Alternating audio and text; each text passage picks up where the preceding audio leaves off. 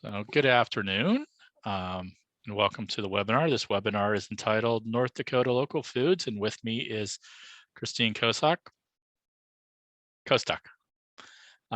She is the North Dakota Department of Agriculture's local food marketing specialist. She's been in the position since, was it July of this year? July. And prior to that, she had a business called Jar Bar, which was a company that grows and preserves and sells a wide variety of items. And so it's my pleasure to welcome Kristine. Thanks, Al. My name is Kristine, as Al stated, and I am the Department of Agriculture's local foods marketing specialist. As he said, I started in July. Before me, the person that was in my position was here for about 8 years. And then there was one other person in that position for 2 years. So 10 years, we've had somebody that just focuses on local foods for the department. This presentation is going to be all about local foods and everything you could possibly learn, hopefully. I hope by the end of it, you'll have a clear idea of what local food is and how the North Dakota Department of Agriculture supports our state's local foods community and why it's important for you to buy this type of food and where you can purchase it. So let's kick off with the question, what is local food? And our participant, feel free to chime in and give your 2 cents on what you think local food is. So I guess the simplest definition is local food is produced within a short distance of where it's consumed. There is no hard or fast explanation as how far away food can be grown and still be considered local. Some people consider local to be only food grown and raised in their community, others the state or even the Midwest. And then there are some that will go as far to say that anything they can purchase in the US is still considered local, since so much of our food, especially in those big box stores, is shipped from outside of the country. However, for my position through the state, we define local foods as goods that are grown, produced, or processed right here in North Dakota. We also view foods that are grown or made here and sold directly to the end user as being local. A great example of this is baked goods that people buy a large portion of their ingredients, but create it themselves and put their own local spin on it. Let's see here. So who is involved? Our farmers markets, city, state, and federal programs, the North Dakota Department of Agriculture, and of course our dedicated gardeners, farmers, ranchers, all make our local foods community possible. We will be diving into several programs that are offered to help our local foods community thrive and how the Department of Agriculture supports the local foods industry. But first, let's take a closer look at one of our largest key components to sustaining local food, our farmers markets. So our very first farmers markets were said to have originated in Egypt more than 5,000 years ago. At these markets met in urban spaces and sold their goods. Purchases were usually trades rather than money transactions, and goods were said to be valued by weight.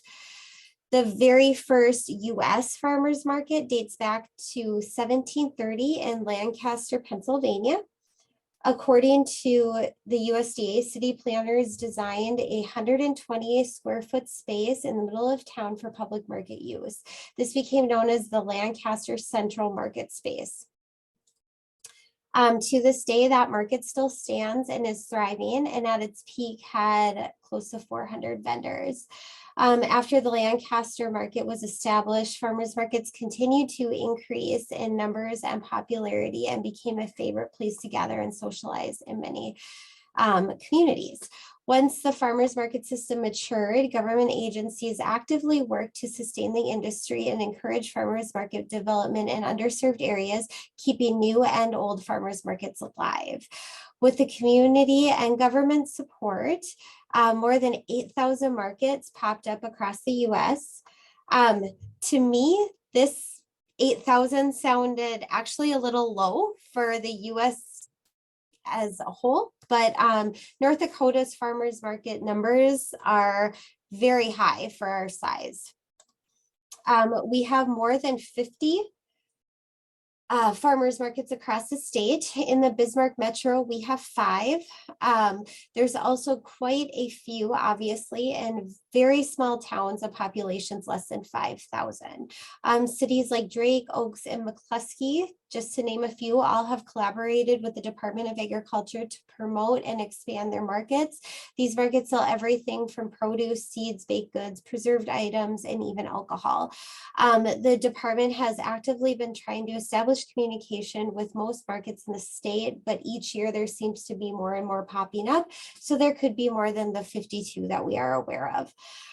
These markets are essential to our community because they provide a cost-effective retail sales opportunity for local and small food producers. North Dakota is also very unique because we have the Pride of Dakota program, which offers another outlet for these smaller producers to showcase their products. For those of you who are not familiar with what Pride of Dakota is, it's a brand that is developed by the Department of Agriculture's marketing staff in 1985 to designate made in North Dakota products. When it started, there were 20 companies that used the brand, but it has grown tremendously. Today, more than 500 companies use the staple, and all ranging in size from companies of more than 100 employees to mom and pop organizations. Members include food and beverage companies, manufacturers, publishers, artisans, and small service providers. The program aims to provide local owners and businesses the development resources and marketing opportunities they need to be successful. Because of our state's cottage food law, producers are allowed to sell their products directly to consumers. Thanks to this, we have a large crossover between our farmers market vendors and our Pride of Dakota members. These 2 flyers are from our farmers and artisan markets at the Capitol. These events are the only ones that we put on that host both farmers market vendors and Pride of Dakota members. A lot of fresh produce vendors don't participate in the annual events, or a lot of the annual events that Pride of Dakota hosts, such as the holiday showcases, but many of our baked and canned good vendors do.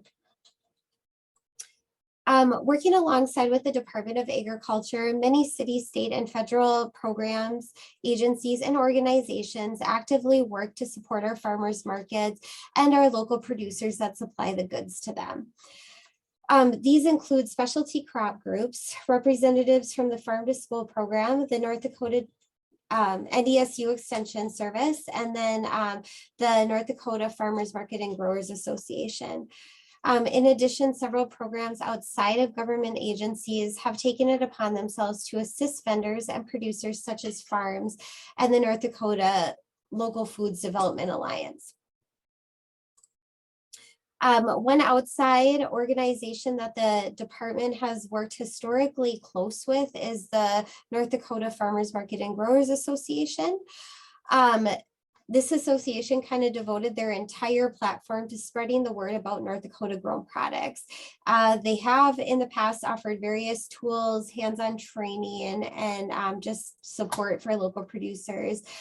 They've also supplied vendors with opportunities for grant funding.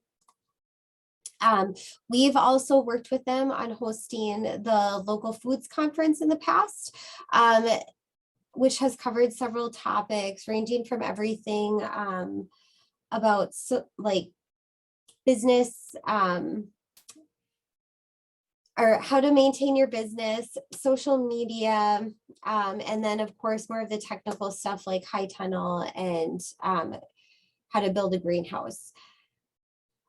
This year, we're kind of in the early stages of planning this year's event, and we're kind of unsure of what we're all going to cover in it, but we're looking at possibly hosting one large conference that has 2 different options for people that are local producers but and then combine it with Pride of Dakota. So just one big conference that hosts both. Federal agencies such as the USDA also have a large role in keeping the local foods community afloat, and the state's local food section directly works with them on the farm to school program. Schools started using local foods in meals, planting edible gardens, and teaching students about where their food comes from in the early 90s. Today, these activities, in addition to many others, are taking root all across the country. For this program, the USDA annually awards competitive farm to school grants that support students eating more locally produced fruits and vegetables. Additionally, the program helps students develop a deeper understanding of where their food comes from and the benefits of eating fresh, healthy food. In the past, North Dakota has used these funds to support school garden projects, educational efforts, along with connecting local farmers to classrooms and cafeterias throughout the state. The USDA annually conducts a farm to school census, which repeatedly has shown that this program continues to grow. As of 2019, more than 34% of schools across the country had edible gardens, and then more than 67,000 were featuring either some kind of local food on their menu or educating their students about where their food comes from. Oops, I skipped a slide. Under the Farm to School program, another federal project that we work with is our Egg in the Classroom program. The National Agriculture in the Classroom Association and the USDA work together to support state programs such as this by providing network opportunities to improve agriculture literacy, awareness, knowledge, and appreciation to K through 12 teachers and students. State agriculture in the classroom programs are implemented by each state according to the state's needs and interests. So depending on how the state government applies their program, it can be housed in different facilities outside of just the state organization. Some kind of focus their efforts on college, others with farm organizations. But ours, since we're a smaller state, we tend to take a more direct approach with these funds and try to kind of use them for as many hands-on educational projects as we can. Last year, we offered an opportunity for North Dakota teachers to receive hydroponic gardens for their classrooms. This was kind of a big deal for us because we've always wanted to expand school gardens throughout our state, but because of our climate and just the fact that we don't have school all year long in most of our elementary schools, it's really not feasible. So this was kind of a way to provide little school classroom gardens for kids that they could use all year long. As part of the Farm to School program, each fall, the North Dakota Department of Agriculture also teams up with the Department of Public Instruction to organize the state's Crunch Off. This event has students competing against other regional states who participate in the Farm to School program to see which state can get the most crunches into a local apple, carrot, or other produce item. All produce for the event is donated to the schools from local producers throughout the states. Participants register on a website and they can crunch anytime after that to be counted in the competition. I think our competition has already taken place. I'm pretty sure it has, but I'm not sure what we placed. I know last year we were within the top 3, so hopefully we outdid ourselves this year. The local food section also oversees the USDA specialty crop funds for the state's community orchards. The goal of these orchards is to provide educational opportunities about planting, growing, and maintaining trees. We also use them to connect with people and increase community engagement and awareness in specialty crops such as the orchards. North Dakota currently has 20 orchards throughout the state. We have 2 in Bismarck alone, and those are directly overseen by the city's local foods coordinator. This photo is actually taken in July at the Bismarck Community Orchard, which is located south on Arbor Avenue. The orchard features apple, plum, and plum trees, along with a wide variety of berry bushes, as you can see with the golden raspberries there. Bismarck Public Schools, NDSU, and even the police department all have hosted service and educational opportunities at these orchards. If you would like to learn more about the state's community orchards, you can visit our website and check out our orchard map that shows orchard locations across North Dakota. The community orchards also support the Hunger-Free North Dakota Garden Project. This program was established after 13 local, private, and government organizations came together to assist in ending hunger by connecting local gardeners to food pantries. These organizations recognize many gardeners at the end of the growing season have extra produce and developed this program to not only end hunger, but eliminate nutritious food waste. The project aims every year to collect and distribute more than 500,000 pounds of fresh produce to food pantries, shelters, and other charitable organizations. It works by having farmers and gardeners bring their unwanted or extra produce to local donation sites at the designated drop-off times. The Department of Agriculture's website has an interactive map to kind of similar to the orchard map that we just talked about that will help guide people looking to donate to those specific drop-off locations. This project would not be possible with all the help we receive by the Great Plains Food Bank. They are a leading reporter and they help guarantee communities across the state are not missed during produce distribution. This photo is of a produce drop-off in Williston. In 2020, more than 265,000 pounds of produce were donated, leading to a total of more than 3 million pounds of produce donated since 2010. We will know 2021's numbers by next fall. I'm hoping to get those numbers sooner, but I'm going to just for now keep saying by next fall. This appears to be and we're hoping to get closer to that 500,000 pound goal. This appears to be achievable, as several studies shown more people are taking up gardening. According to a survey conducted by the University of Illinois Extension Office, 86% of people ages 19 to 39 plan to do some type of gardening in 2021. I think those numbers are a little bit off. I say this every time I give this presentation. I think that 86% is a little high, and they're probably including landscaping and yard work also into that. So it's not just necessarily 86% of people were planning on like gardening and growing vegetables, just to keep that in mind. If you are interested in donating to or growing a hunger-free North Dakota garden, we have a lot of resources on our website.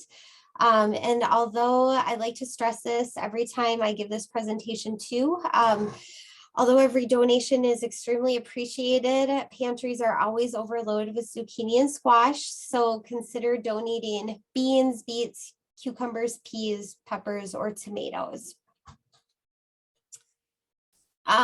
So now that we've covered some of the ways the Department of Agriculture supports the local foods community, let's take a closer look at why we have it as a main focus and believe it's so important. And the main reason is people are just hungry for it. A Gallup study finds that 73% of Americans are currently trying to incorporate some kind of locally sourced food into their diets. This article, the study was published and also referred to an analysis done by the USDA's data that showed that the sales of locally grown food have increased sharply from 5 billion in 2008 to 12 billion in 2014, and then finally reached 20 billion in 2020. The bottom line is the US consumers' demand has kind of shifted in the last couple of years, and buying local has become a bigger priority to consumers due to supply, food trends, and then health concerns. So we'll kind of walk through each of these reasons why. Supply, and we'll start with supply. Globally, travel obviously has dramatically decreased, even in the United States due to the pandemic. This has affected our grocery stores, or this affected our grocery store shelves in 2020. And now in 2021, businesses are beginning to face another challenge, and that's producing adequate supplies of goods and services to meet the resurgence demand. This also has more consumers turning to self-sufficiency and their own communities to meet their needs.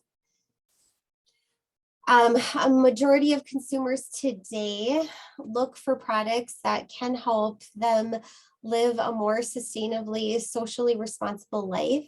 And a Forbes article stated more than 60% of consumers value purchasing products or services from companies that support being environmentally conscious. One example of this is the regenerative agriculture trend, which is the popularity of farming and ranching practices that restore degraded soil. The good news is with this trend, it's pretty easy to be sustainable and support trends like this when you stay small, just like a lot of our local food businesses do. This trend, the regenerative agriculture, is one of many eco-friendly ones that has reached all kinds of companies, and not just the food industry, including clothing, makeup, skincare, and all sorts of trends that are changing the way big box companies produce their products. Each year, food trends tend to change, but here are some that were noted by many popular recipe blogs. And I just wanted to include this because I find it kind of interesting, and it does definitely have a huge effect on our farmers market sales and all sorts of things related to local foods. So obviously we have the plant-based food trends. More and more people are going vegetarian, vegan, so that's upping produce sales. Social media has popularized the art of crafts, or cooking crafts. So more people are reaching for fresh food and veggies to brighten up their Instagram-worthy creations. And then of course we have boards of all kinds. People love, obviously the charcuterie boards, but if you go on Pinterest, you can just find pages upon pages of, movie night snack boards, meat and cheese plates, and the list goes on. Many people use this opportunity to kind of incorporate locally grown foods into it, like a jam or a fermented goodie. And then finally, the eco-friendly packaging is becoming more and more popular, like reusable jars, anything that's plastic free. And then finally, the last one on that first slide I showed you with all of the reasons why people eat local is health concerns. Although popular diets have shifted over the past several decades and nutritional recommendations seem like they change pretty regularly, most healthcare professionals will agree that a diet high in fruits and vegetables, whole grains, and low-fat dairy products is kind of considered ideal. So a lot of locally produced food check a lot of these boxes, and depending on the producer you are buying from, items that you find at your market can often be adjusted to become healthier options. An example of this is requesting sugar-free baked goods or whole grain breads from a vendor. Other reasons for why people eat local is the economic benefits. Obviously, when you support your local farmers and producers, the money stays in your community, and it helps create more jobs and assist in growth and development of your city or county. It encourages sustainable agriculture. And this is critical to the health of the farming industry for years to come, kind of going back to that regenerative agriculture trend.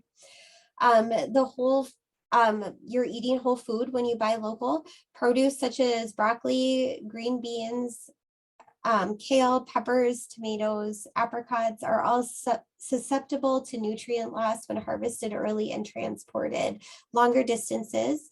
And finally, my personal favorite, it does protect the earth. Buying local helps improve our carbon footprint. Usually we see less packaging and food waste and carbon emissions that are created through travel. If you're still looking for a reason to eat local, I guess I would just encourage you to try it yourself. Farmers market shoppers are known to say that eating local helps them feel better, it tastes better, and they feel more connected to their community. So ways to eat local. We've covered a lot of these so far, but we'll kind of go back and touch a little bit more on them. So obviously your local farmers market is a great place to start. You can also sign up for a CSA, which if you're not familiar with what that is, CSA stands for Community Supported Agriculture through buying directly from a farmer or gardener's harvest. It usually involves a subscription with a CSA vendor that guarantees you to a box of their goods, which can include produce, meat, dairy products, canned goods, baked goods, and baked goods that will be delivered to you once a week or even every month.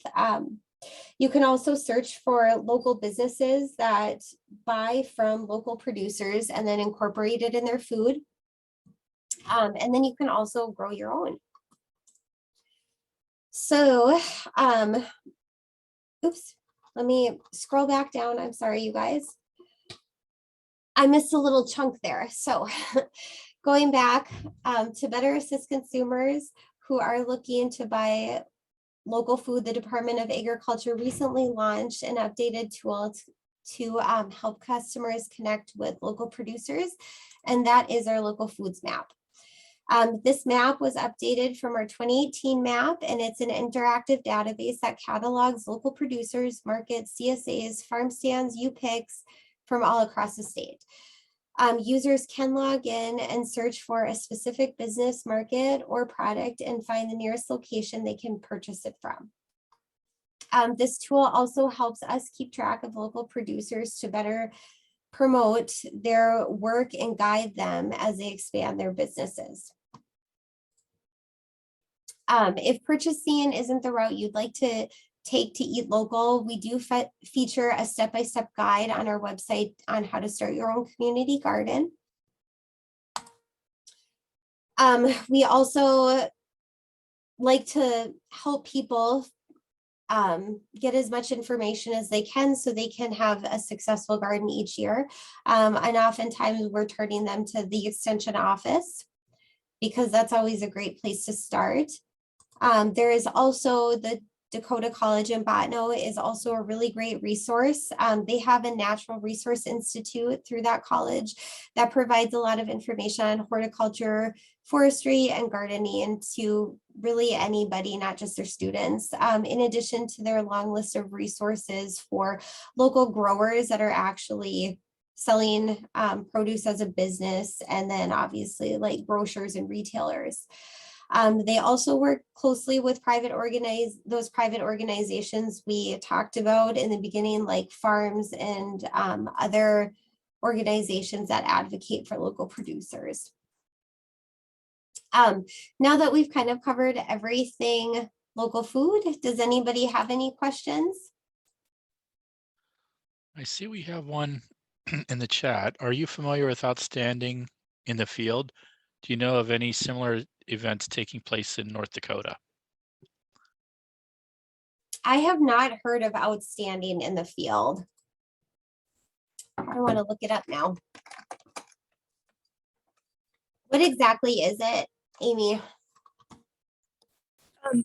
It was started by a guy named Jim Denovan, and he travels across the country and he unites local chefs with local farmers, and then they throw big dinner parties on the farm. That's super cool. No, I have not heard about that. And I'm so glad you told me about that because we are looking at doing some videos kind of with a similar concept.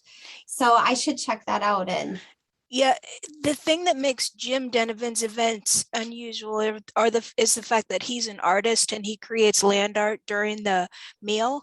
Because I don't know if he's a chef himself, but yeah, so it's quite a happening event.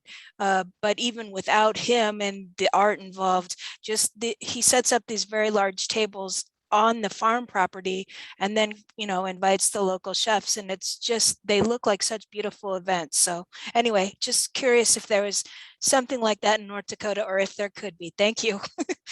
no, awesome. That is really, really interesting. I'll have to check that out. Because like I said, we are looking at doing something like a similar concept to that, obviously not with the art, but yeah, that sounds really cool to check out. Anybody else? That would be a great, a great idea to pair up a chef with a farmer and the whole promotion out in the field with a meal, Yeah. highlighting local foods. I think it could be adjusted, it could be adjusted to work in North Dakota. You know what I mean? Maybe not in the dead of winter, but but it could work in the warmer months. So anyway, just curious. Thank you. Yeah, that's so awesome. I have never heard of that. I'm gonna definitely have to check that out. Question, do you have to log in to use the interactive map? I can actually, let's see here. I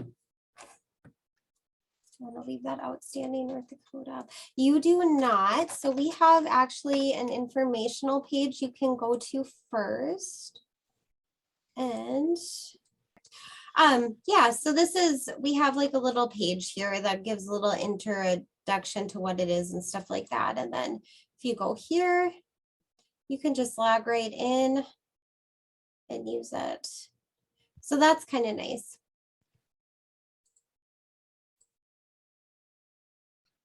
And I don't think I mentioned this, but the cool thing is there's just so many different layers to this map. So it does log all of the farmers markets that we're aware of, which is really cool.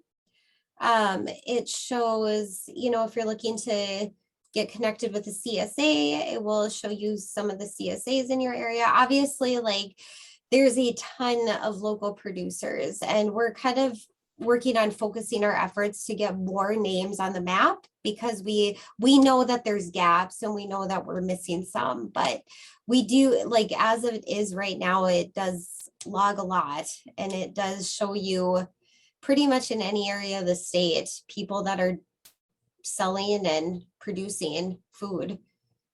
It is really cool because we're looking at expanding the map into using it for our farm to school program. And I'm hoping that in the next year we can expand this retail food business layer. And that is, obviously it will show you just stores that carry local produce.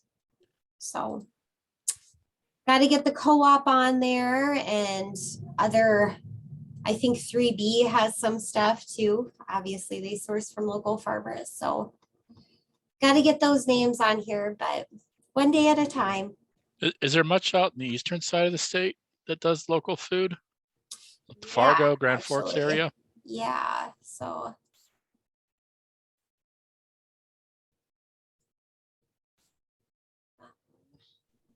Markets. There's like 7 in the Fargo. Oh, okay. Oh, nice. Yeah.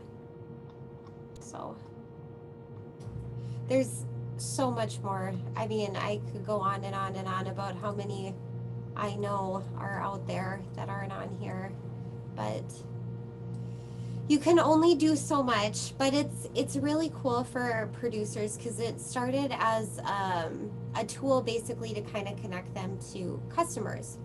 So if let me just go to this one. So if I'm interested in purchasing honey and I pick this one, I can go in here, and as you guys can see, like it will list the address. So if they're comfortable with on-farm sales, I can go pick up honey from this house. Obviously recommended to call first, but some vendors will just put their market location on there, like if they participate in a farmer's market instead of their actual address, and then you can find them at that farmer's market, or they'll include their email. This person didn't. I should find another, like a good vendor here that has.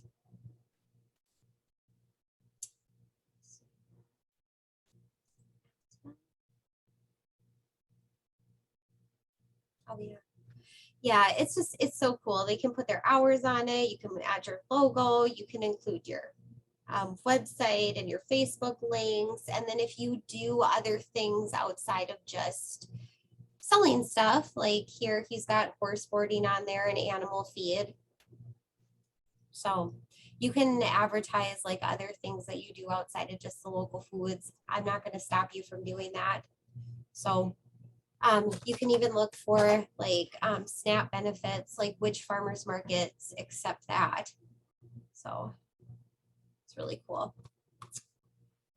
Anyway, so that's the map. Any other questions?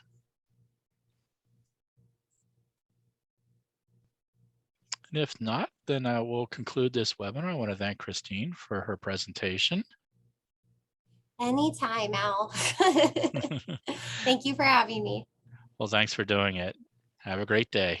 You too. Bye. Bye.